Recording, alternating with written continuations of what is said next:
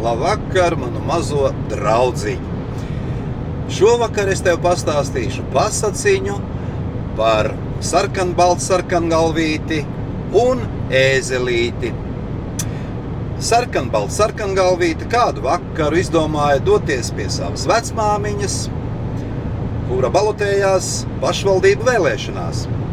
Un pāris dienas pirms vēlēšanām kopā ar vecmāmiņu domāja iedzert kādu tēju un paēst pīrādziņus. Jāatzīmē, ka sarkangalvīte vairs nebija nekāda jaunā, viņa bija tāda diezgan krietnos gados milfa un, kā saka, ar visām no tā izrietošajām sekām. Gāja sarkangalvīte cauri mežam, un tad pēkšņi viņai sagribējās cisu. Sarkangalvīte, protams, sameklēja kādus krūmiņus un pacēla priekšautiņu, atraisīja brievīti, taču tajā brīdī aiz krūmiņiem ganījās ēzelītis Ļoša.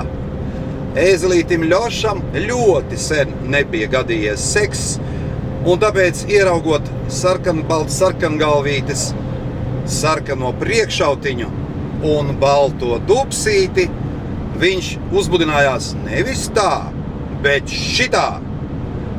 Un, protams, ka milfa, sarkanbalta sarkangalvīte, to ar prieku arī izmantoja. Bet abi divi viņi nebija paredzējuši vienu niansi.